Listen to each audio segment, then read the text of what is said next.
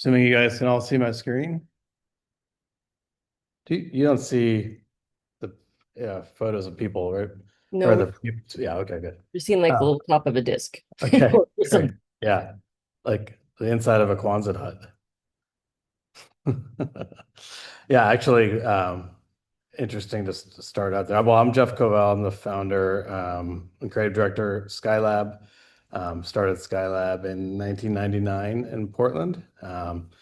And I'm here today to talk about our current headquarters, which is actually our fourth incarnation. And the space actually, our prime studio space is in a remodeled Quonset hut.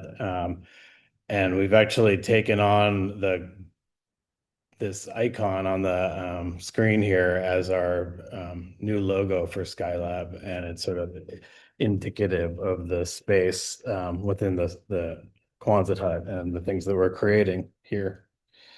Um, I'm going to talk today kind of about the project, how the project came about, the opportunities and challenges and constraints that we encountered during the project, and then kind of the effects and benefits that the building has really brought to our firm since moving in a couple of years ago. For those that aren't familiar, Skylab is a non-specialized firm that works on a lot of different a variety of project types and a variety of project scale. Hospitality, commercial, corporate workplace, multifamily, single family, food and beverage, retail. Pretty much, if it's out there, we work on it other than maybe we haven't done too much healthcare. Um, when Skylab started, I was a transplant in Portland and pretty young and didn't know too many people. And a lot of our early work was very design build oriented and had a lot of um, uh, kind of development, construction, design, kind of mixed approach to the to getting the projects done, and our really kind of set in our DNA this kind of approach that wasn't just traditional client architect relationship. The house on the right here was the house that we designed. We're the general contractor for and the developer for, and in the middle is Doug Fir Restaurant, which is similar. We did a lot of design build work there, and then owned and operated this nightclub. And then the house on the left was a spec house, actually that was commissioned, but it was on spec and turned into the Twilight House, which is now in Lego. That kind of experience really set into our DNA, sort of having construction and development in our kind of core services. Um, and as Skylab grew and evolved, we started purchasing adaptive reuse projects around Portland. And about every 10 years, we bought a building and then we've located Skylab in the building as the anchor tenant of the project. And then kind of surrounded Skylab with, other retail tenants generally, or some residential. And then, as Skylab grew, we kind of moved from the building on the left, which is the 12th and Alder building, and that was my loft upstairs, and then the studio downstairs to the Black Box building, which is in the West End in Portland, which is on the right. Um, but we had come to a time in about 2019 where we just had really outgrown the space in the Black Box, and we also had um, we've just been there for a long time. I think we were there for 12 or 13 years. And we felt like there was a lot missing from that. Well, it was a beautiful office space, downtown Portland. It didn't really have any outdoor space, and our studio is known for kind of combining landscape architecture, or blending nature and architecture. And then we also it didn't have any sort of uh, kind of ability to do fabrication, or even like load in and load out. It didn't have an elevator. There's just some kind of practical challenges. And so around this time, I'd visited Herzog and Demeron's studio in Basel and was just really blown away with how they had this mixture of architecture from different eras and things that they designed mixed in with some really historic residential and commercial buildings. And they had fabrication and then mock-ups kind of in the gardens. And it was a really inspiring place. We started looking in Portland for the opportunity to do something analogous for Skylab, which we felt like really reflected, who we were and what our business was, and would allow us to actually add some things to our business that we weren't doing. And so when we stepped back, we were really thinking about formalizing the fabrication into a business where we could building prototypes and furniture and prefab buildings and kind of incorporate making into our process. And then what happened was our as we were looking, the pandemic happened, and the project actually started during March of 2020. So it was really in the heart of the pandemic. Like all the early images of our project, we're all wearing masks, um, and at the time, it was a really odd time to double down and invest and grow, because half of us were furloughed and everyone was working from home, and we didn't really know what the future was going to be. But we've really felt like investing in Portland was going to be really important, and coming out of the pandemic with a kind of commitment to the city, and then really added and amplified this sort of community element and this garden element to the project to kind of enhance that. So we somewhere around March of 2020, I got a call that the Bedford Brown project was going to be on the market privately. I was familiar with these buildings because they had been West Coast plants, and I'd spent a lot of time kind of in the buildings in the 90s and really loved the building. And we had been searching for a site for a few years, had gone down, schematic design, a couple projects that didn't work out, and just knew that this was the property for us, and despite the pandemic, had to move forward. You can see the pink triangle here is the building's location. It's kind of right on the edge of the Northwest Industrial area, on the north side of the city, underneath the Fremont Bridge, or just north of the Fremont Bridge. It's a really great area that has a lot of creatives in it, has a lot of event space, has some nursery space, um, and light industry, but no residential. And looking north, you can see kind of how it's also, really just at the edge of the Northwest Industrial area. The train tracks go by, and it really just has the sort of vibe of, the creative vibe of working in a kind of warehouse district, a light industrial district, and then really, interestingly connected with this at this sort of intersection of nature and industry. Which has been a really important topic for me. I actually did my thesis at Cornell University on this Guilds Lake and Forest Park and Northwest Portland neighborhood intersection. I was really fascinated with how sort of the whole Northwest industrial area was a lake. It was filled in over time. It turned into the industrial neighborhood, and there was a real like juxtaposition of um, beautiful forest, residential neighborhoods, and industry in this sort of real focal point. And so it was really interesting, 20, well, probably almost 30 years later, that we ended up putting our headquarters where I'd been focusing my early work. This is an aerial image of the building before we did anything to it. It's like the condition it was in when we bought it. You can see there's a double barrel vault, two-story warehouse on the left, and then the main Quonset hut. And the site is a triangle. It's about a 30,000 square foot triangle with site with about 12,000 square feet of building. Um, And then those linear buildings adjacent are a really incredible compound. It's Primarius Nursery, and then Lindley Morton and Green Gables developed a project there that actually straddles one of the big effluent pipes that connects up to the wastewater treatment plant on Columbia Boulevard, which was actually a project of ours.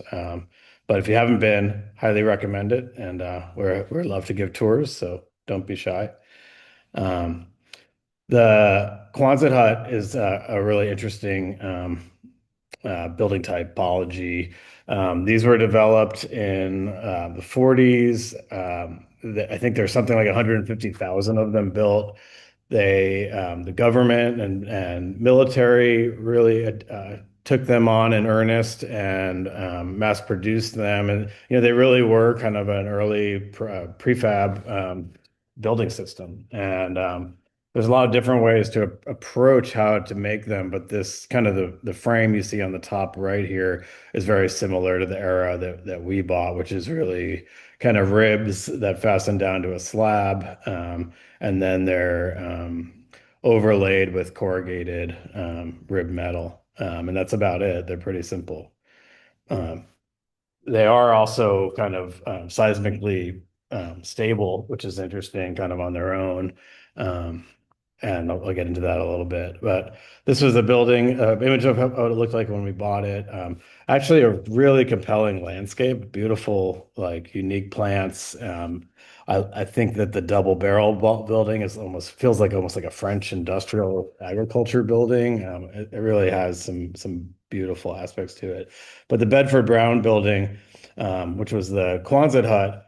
It had one area in the back which was vaulted, which you can see here, but the rest of it had about an 8 foot dropped acoustical tile ceiling in it and was painted kind of fuchsia color. And it was a bit of a mess. But when we walked in, there were some attributes that we really loved. We loved the quilted the cable pattern on the insulation that you can see here.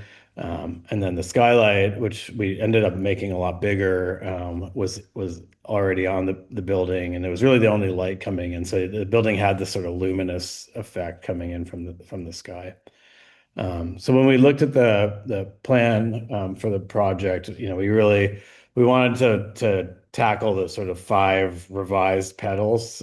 So fabrication, design, garden, which really is also event, and outdoor workspace, and then community connection and art gallery. Um, and then when you see how the plan evolved, this is the built kind of plan. And so we wanted to take people kind of on a bit of a journey kind of through the garden to get to the building. So you enter through the garden, just to the right of number one, and then you walk through this sort of circuitous plan. You get a sneak peek of the garden, and you kind of come into the side of the Quonset hut. Originally, the doors and entrance were kind of right through the south facade at number 10. We wanted to put our large conference room there, which is a CLT kind of prefabricated structure, and then it actually kind of punctures through the facade with a structurally glazed box. And we really wanted to create this kind of old and new kind of juxtaposition there. So the real like sleek glazing with no trim comes out of the kind of historic corrugated box. You can see our main studio just as 8 and number 9. The 9 and 11 are conference spaces. 3 and 4 are kitchen and lounge. And then number 6 and 5, that's a new mass timber addition we did to the building, which is a office and conference space, and then a covered outdoor barbecue and lounge and workspace. We really wanted to take advantage of kind of our moderate climate and allow people to be able to kind of work indoors and outdoors and create as many opportunities as that as possible. So we have a shaded outdoor kind of workspace. We have a fire pit, and then the covered exterior workspace that has outdoor heaters and lights, and it's kind of a year-round piece. Number 14 is the art gallery. It's a PDX gallery, which is a tenant space. So we're their landlord essentially, and we recruited them. They're a really innovative long-term gallerist in Portland, to share the space with us. And they put events on in the garden. We all kind of share the outdoor space. And then number 13 is the Skylab shop. And about a year and a half ago, we formalized and started our fabrication business. And we've been building retail fixtures, furniture, lights, guardrails. We've done two mock-ups, one for Scout Motors. We designed their new showrooms and we built out their showroom in the space, and their executives came and toured it.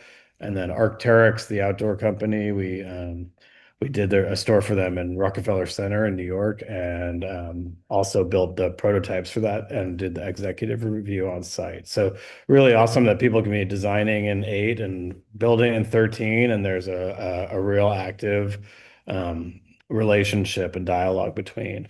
And then number 12 is our parking area, and we did this interesting double gate, like part swinging and part motorized sliding, and that was so that we could back a 40-foot flatbed truck into the shop and pick up a prefab module. So we can build anything from, something very small in the shop to a building.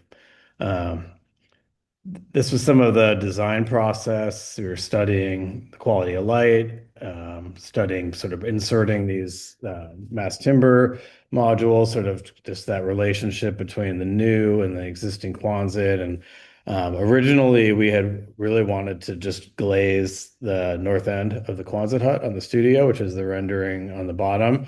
But we ran into some challenges with the city of Portland. No surprise there, probably, but they didn't believe our structural engineer that the Quonset hut was stable on its own and seismically met the requirements, and they required us to add brace frames on both the north and south end. So you'll see that evolution.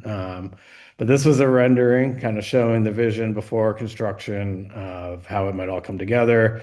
We really wanted the studio space just to really open up and connect onto the garden. And then, this is fun because there's a band and playing an event. And actually, we had our opening event. We had a band called the Mother Hips come up from San Francisco, and they set a stage up right there. And we had about 500 people here, and it was a really, really fun night. But after we got the project, we started to gut the building, and we couldn't see much of what was underneath. So we knew that the building was probably in rough shape, primarily because I'd walked on the roof, and the roof was, very soft, and it had been coated about 10 times, and there was definitely leaking in the building. But when we got it demolished, we could really see how the ribs of the Quonset hut, they were coming down onto concrete, and there's no curb, there's no waterproofing, detail, no flashing. And so the bottom of the ribs and most of the corrugated material, which was galvanized, was rusted, and there was holes in it, and mice and rodents could come in and out, and it was quite a head scratcher for everyone to try to figure out what the best way to manage this. And we kind of talked it around for a while, and our Norm Ferris, who is our engineer on the project from Valor Engineering, he knew that we wanted to do this sort of curb and uplight, like a linear uplight wash the Quonset hut. And so he suggested, why don't we essentially epoxy and weld some rebar studs, which you can see in the top left here. And I think there was a little bit more rebar that was added after this photo, and then form it up like you can see on the bottom image, and then basically embed these ribs into a concrete curb. And you can see on the right side, like it was kind of this incredible moment, because as soon as they pulled the formwork, it almost felt like a new building. Like all of the feeling of the decay was gone, and it was clean and it was sealed, and it just really it was remarkable the transformation that just that one move had. And the existing concrete floors really almost felt like the exact same color as the curb, and it was just really transformational. So in addition to that, as I mentioned, we started demolishing the ends of the Quonset hut, and then we had to excavate down for these brace frames. So we did this at both ends, and I think these were probably, I don't know, 4 foot by 30 foot by 24 inch footings that are kind of living underneath these wood shear walls. And then the wood shear walls had a pretty significant kind of blocking back into the diaphragm, into the first bay of the Quonset hut.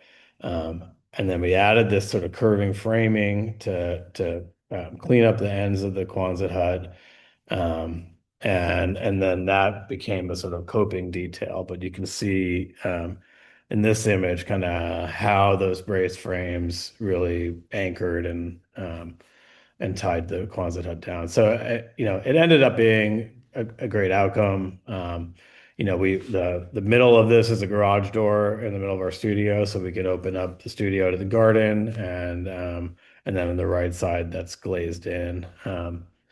Here you can see some more kind of content from that process. So after we did the curving arching wood, the framer put these cantilevered blocks on to get this overhang, and then in the middle of the black, you can see this is a mock-up. It ended up all being done in corrugate or in galvanized metal, but this was a mock-up by the metal fabricator to try to figure out how to curve these panels because they're compound curved on the inside radius. And then you can see the window frames going in on the right. Oops, sorry. Um, and then moving towards the sort of uh, envelope. As I mentioned, we knew we wanted to uplight the studio. So you can see we worked with Kelvix lighting, LED lighting, and we got a sample in, and you can see on the left, we built a curb, and we were looking at kind of what the right depth and position is of that. And then we started to look at, well, what do we want to reflect on? And or light, what surface we want to light. And we went through a lot of different ideas, but ultimately, like from a budget point of view, using the fabric vapor overlay what ended up being the sort of the most effective, cost effective, and also aesthetic kind of outcome. We wanted to use that wire diagonal pattern that was there initially, and we ended up landing on this kind of foil reflective material. And um, part of the reason why, which I'm going to jump ahead, is that, this slide on the left. This were our former offices, our studio, and we had the silver foil in those offices, and it became kind of this iconic piece of our studio. And um, you can look up from Burnside downtown and see that. And so in the middle here is kind of the building before we moved in, and on the right is sort of the hybrid that happened when we took the material from our old office and then the technique from the new studio and put them together. But here on this slide, you can see there was a lot of challenge with just the condition of the Quonset hut. A lot of decay, a lot of panels that were soft or even rusted, and holes in the roof. And so after a lot of deliberation, what we determined the right approach was to do a layer of spray and insulation. I think it was probably 4 inches. That really served to kind of lock together that kind of existing shell, and it brought a lot of rigidity back to the structure. And actually, at this time, we ran into a problem where the city was concerned about fireproofing that insulation, and so we ended up having to do intumescent paint over the top of it. So you can see it's yellow on the left, and in the middle, Um, the image in the middle is them. There was a second layer of bat insulation, but you can see the sprayed insulation is white in that image because we had to spray it for fire resistance. Then they put the bat on, and then they added the vapor shield and the diagonal cabling. But it's been a really incredible outcome for us. It really reflects light in a way from the ends of the tunnel all the way in the skylight. What was essentially a windowless space with a skylight and now is a really bright, vibrant workspace. Um, we knew that we wanted to sort of bring a prefab kind of modular element or elements into the project. A lot of our work is in prefab and sort of construction technologies. We also have been building cross-laminated timber buildings and wanted to sort of demonstrate that technology in a unique way. And so we designed with Norm these CLT conference rooms, and then we worked with Carpentry Plus to fabricate them and install them. And they're really quite beautiful. You can see behind me is I'm in the large one right now. The roof of the large one actually is the floor of our mechanical room up above. And then there's a smaller conference room adjacent that I'll show you in the finished images. That process was really successful bringing those in offsite. They were assembled in a couple days. And simultaneously we were working on sort of the building skin from the exterior. So we kind of locked in the Quonset hut from the interior, and then really needed to figure out a cost-effective way to do the exterior. The most cost-effective way would have been a curving standing seam roof. But I felt like I really wanted the corrugated on the Quonset hut because that's what they were historically, and I felt like it was going to really lose something in the transformation if we went to standing seam. So we did standing seam only on the shed roofs, and then we did it on the double barrel vault roof because you don't ever really see that roof. But the Quonset hut, where the walls, where the ceiling, where the roof comes down to the ground, walls, we, oh, there we go. We overlaid with the curving panels. We ordered the panels. They came in our diameter. We ended up doing a vapor shield and then furring strips and then new layers of corrugated and essentially encapsulating the existing material. We felt like tearing off the existing material would have been a mistake because the building, it was also kind of inherently connected.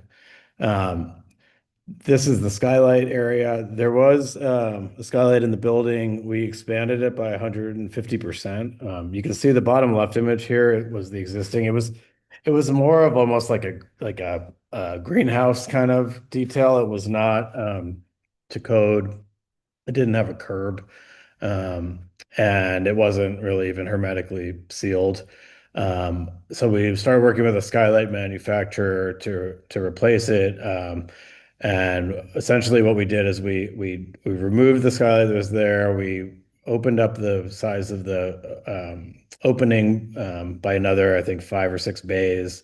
And then we built a wood curb up so that we could flash in over the new roofing, and then brought in a prefabricated skylight. And we ended up actually not going with glass in the skylight. It was a big cost savings. It was also kind of more similar to what was there to use the sort of fluted acrylic material. But it also was good for the natural light that was coming in because we have our desks under here. It really helped diffuse the light as it came into the studio versus having sort of harsher direct shadows on the computers and workspaces. Um, the glazing systems we used were there was a lot of different pieces to it.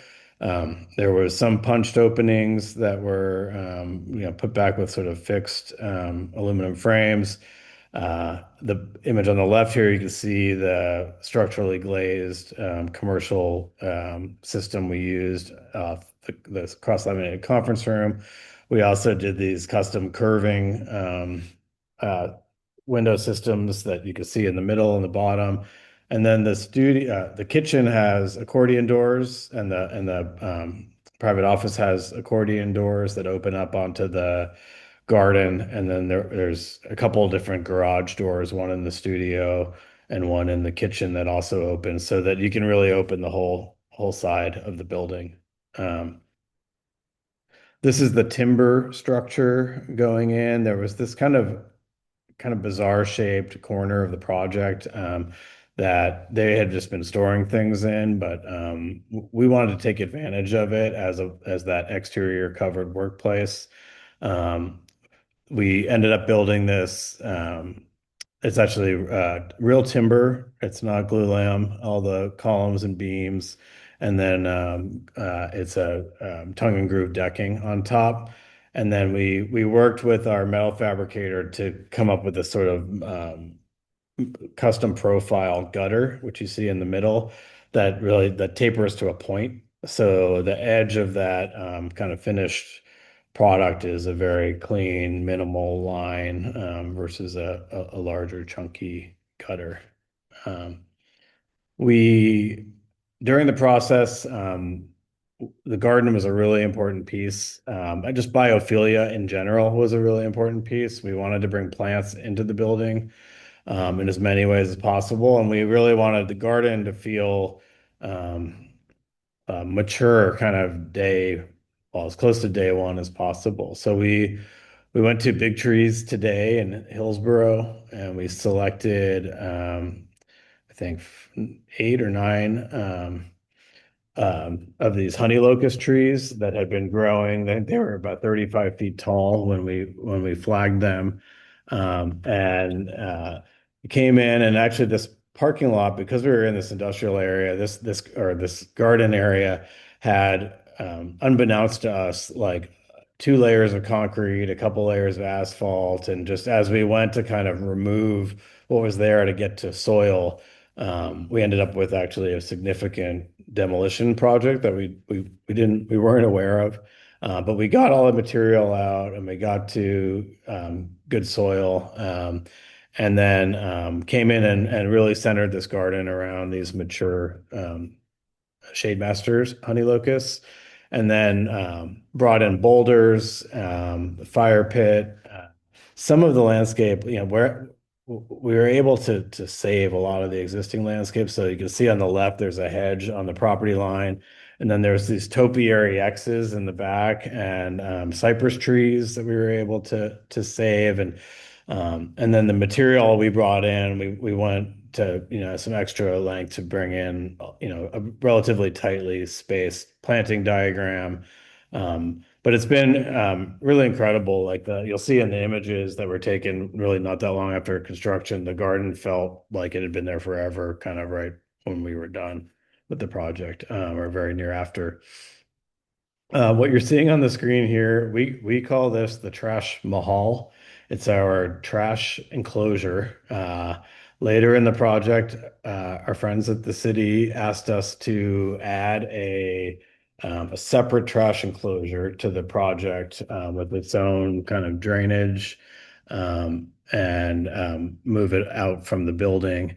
And we had gotten an estimate from our contractor matching the one on the adjacent building, which is a very simple structure, and it was very expensive. I think it was somewhere around $80,000 for the whole structure, and it had a lot. It had footings, it had slabs, it had walls, it had roofs, gutters. Like there was a lot to it, gates.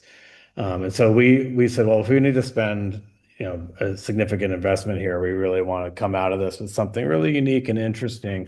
And so we came up with this idea for this half kind of A-frame structure. And in this light industrial area, there's no design review, and there's generally no height limit.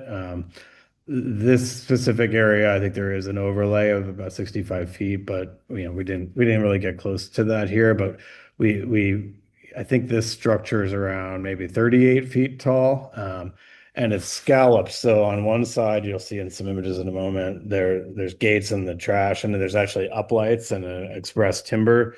And then on the back side, we brought the roofing down, and it's interesting how it sort of carries the material or the almost color of the pavers up and up onto the building, and it's a pretty abstract moment. And this the olive gardens or olive trees you see in the front, and these are 12 by 48-inch pavers with the sort of frayed edge. Um, that all is a really nice setting that we look at through the north wall of the window. And actually, our staff has built now a vegetable garden out in that area that's on wheels that we can kind of roll around different times of year. Uh, this is a video that was made. This was made pretty close to after we moved in, and one of our interior designers, her husband, was starting a drone photography business, so he put this together. But it's pretty fun. You can kind of get a better feel for what it's like in the building in three dimensions. Here you can see the CLT conference rooms. The Birds of Paradise is what primarily those large planters are in the studio. Um, and then you can see how bringing the mature trees in day one really made this garden and landscape feel evident.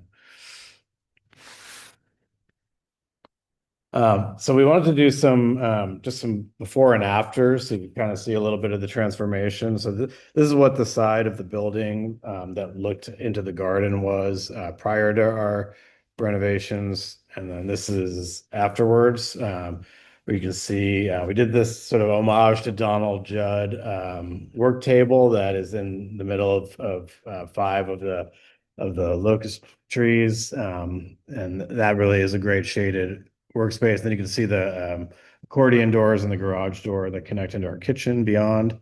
Um, we've done a lot of events here since the opening. We've had fundraisers, we've had private events, weddings, markets, book launches. Kind of our dream of this being a cultural venue for the city has really come true.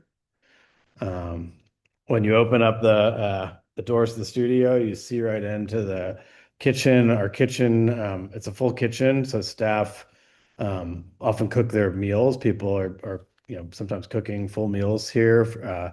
We're doing barbecues, lunches out in the garden, and then this can kind of double up as our social gathering for marketing events, a bar for larger events. And then you can see, how we really work to bring the planting inside.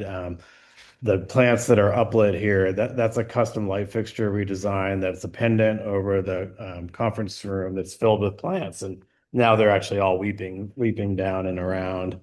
Oh yeah, you can see like in this image. So really bringing the garden in to the building.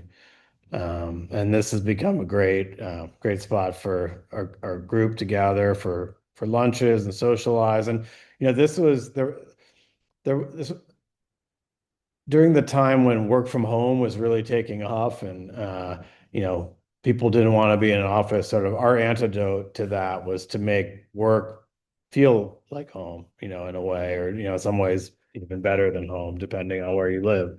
And so having that social area, having the place for the chance interactions, the kind of water cooler talk, was really important.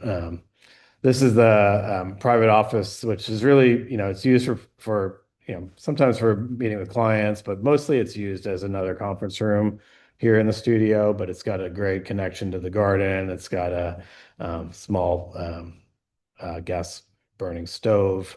And it's really just an elegant, beautiful space, especially with the timber and the plants, and really just reflects a lot more of the type of buildings and work that we do for our clients, and gets to demonstrate that for us at our own place.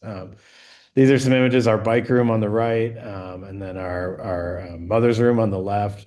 We have a client that we did a wallpaper factory for. He made us this large scale wallpaper in our mother's room. And then we actually bought the rights to this image from the George Floyd protest on the Burnside Bridge. And you can see the sort of dark black building on the left in the distance is the yard high rise that we designed. And it's kind of the first thing we see every day when you walk in from the north, and you really kind of can see how our work is, sitting in the city, and kind of, the backdrop for important cultural events in the city. This is our finished conference room. And then from outside, kind of looking back in, we also, I work with actually the plant company that was in the building in the 90s is our plant company now, and they take care of all these beautiful plant installations for us. Kind of an interesting full circle um, moment. And then here you see the Trash Mahal in its finished version with the uplighting. We've actually had events where they put a stage in front of this, and this has been kind of the backed up to the stage. We haven't projected it on it yet, but that's kind of one of our goals. This is the photographer Jeremy Bitterman came in and did some images for us during demolition, and kind of showing that full transformation. This is the smaller conference room, and yeah, this is worth just taking a quick moment. The interesting thing about this conference room is that it has no visual lateral structure in one direction, right? It should kind of rack to the left or to the right. And we didn't want to have any walls in this through direction. And working with Norm, we came up with this really interesting idea where you can barely see, but the top right and left, there's plates and there's threaded rods that essentially compress the roof and the floor down. And we sort of dadoed into the cross-laminated timber for those rods. And by putting that in, I guess it's tension that limits the racking. And then in order to hide that, and also to bring electrical in, we furred out that area and then did the whiteboard on the right, an acoustical material on the left. And that brings power up through the floor, hides behind those materials, and then gets to the roof to our lighting and our AV. It ended up being a really cool integrated solution. Then you can see how the natural light reflects on the foil. The plants really love it. Our staff loves it. And this was the north end of the building before we did anything to it. And then this is after. You can see into our fabrication shop on the north end of the double height building. And then our bike room is those double doors in between. Our shop's really active right now. It's really taken off and become a separate but related business. And we've got I think 4 people working there every day and doing all sorts of unique projects for us. And then this is the kind of transformation from the main space to what it became as our studio. Um, and then the front elevation of what it was initially, kind of to what it became. Um, and I believe that's it. So if there's questions, love to do the best I can in answering them. Thank you so much, Jeff. I love this. I really, I have a question, and it's more related to AIA than your building, but you said you do events there. Yes. How big of events can you do? And because you said 500 people, but that was that. Yeah. Yeah, we had so it depends how you divide up the space. I didn't really talk about it, but we put in some chain mesh that hides in the wall, so we actually can like compartmentalize off the studio. So if if it's an event where like we know people and trust people, the studio can be part of the event, and that's when we get up to about that 400 or 500 person capacity. Otherwise, we're sort of more on the exterior space and in the kitchen, and that's more like a 250, 300 people, I'd say. I'm hypothetically, do you think an AIA summer event might fit there? I think that'd be wonderful. All right. Well, We would I love will let to do that. Jericho, who is our Portland person, know that you might be Yeah. in contact. Yeah. I mean, that's exactly kind of what we hope to have happen here. And as Melody said, a tour would be a nice addition to that as well. But anyway, other people have questions. Did you have to deal with any new stormwater issues? Marcia asks. Yeah, actually, we did not, which was kind of amazing. We didn't really add a ton of new covered space. But the amount that we did add, the city did not require us to put in any wells or tanks, and essentially we were able to use the existing downspouts. And they go to what's actually a combined system right now in the street.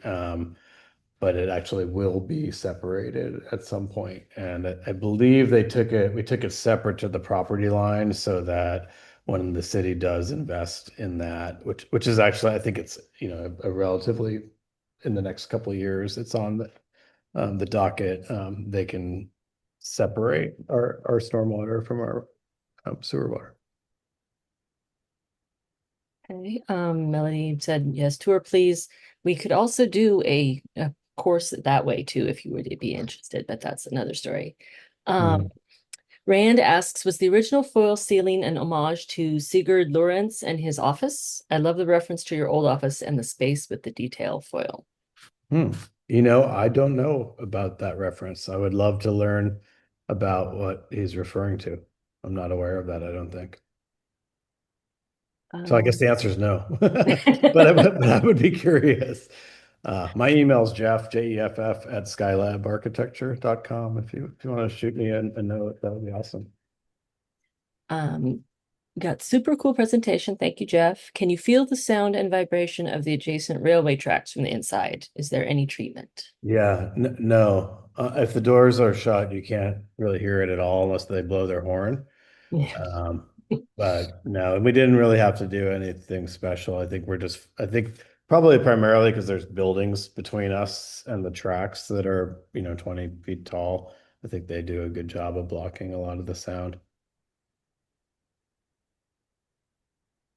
Mm, any other questions? David Methley, is the quality of the office successful in the Mhm. staff being in the office? Yes. Yeah, I mean, yeah, we're a fully in the studio company. I mean, our approach, everybody has laptops and they can work from home or they can work remotely. We don't police it. We generally, say that everybody should work from here. Um, but we trust everybody to be adult about it. And we really felt like when we were scratching our heads about how to have some type of formalized work from home, it felt really counter to how we work, and then also really hard to manage, just in terms of days that we could have meetings together, and not wanting to end up in a hybrid situation as much.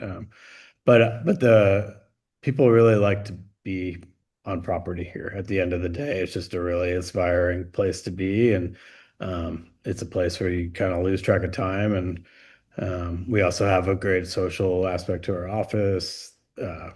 We often have cocktail parties and whatnot after Friday nights, and it's just generally a place culturally people want to hang out. He follows up with, did you self-develop or get management or guidance from developer friends and clients? Are there any lessons? Yeah, I did it myself. Yeah, it was an interesting process. So we actually got an SBA loan. I think it was SBA 504 loan for the building. And that we knew was going to be an arduous process, but when we went into the project, it was very attractive. Like it was a 25 or 30-year fixed rate, and the interest rate at that time was going to be something like 2.5%, 2.6%. And so, it really made the math look good. Hi, David, by the way. And so, and then that process of working with the SBA, it's really hard to do. It's very expensive. There's a lot of fees, the back and forth, the monitoring. Like it ended up like if we could do it over again, we wouldn't have done it because by the time they don't actually that's for the takeout financing of the construction loan. So we had a loan on the purchase of the building, and then we had a construction loan, and that construction loan turns to a permanent loan with the SBA essentially. By the time we did that, the interest rates had gone up to like 6.5% or something like that.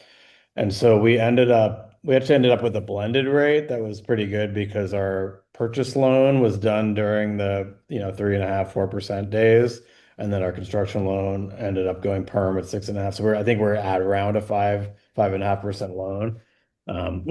Which seems okay, but it was going to be so much better, had the interest rates not kind of gotten rocked by inflation during the project. So that was a big learning aspect, I would say.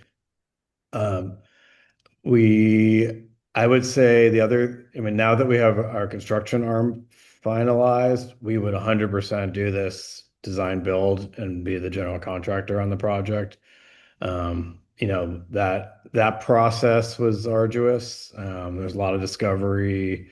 There's a lot of, I don't know, just, being a renovation, just a lot of things that they claimed were unanticipated.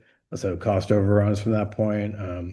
I think had we been the contractor, we would have been better project managers probably than it ended up being, tracking schedule better, moving things forward in parallel more. I'm very kind of worn out on using outside general contractors on some of these more unique projects. It's just being able to do that ourselves now is really exciting. And we had done it before, but just in a more non-continuous manner. Like we built the Bodecker Foundation, which is the kind of Sandy Bodecker's arts foundation on Quimby. We were the contractor. We built a house on Skyline.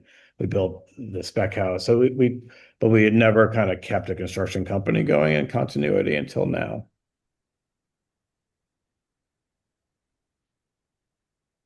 Um, Any other questions? Thank you so much, Jeff, for this. This was very interesting, and I can't wait to have an event there now. Yeah, we'd be excited to host you. Excellent. You might hear from Jericho soon. Thank you everyone for coming. And if there are no other questions, I guess we are ready to go. Okay. Thank you. Thank you all for joining. Thank you, Jeff. Have a good evening, everyone. Okay. Bye-bye.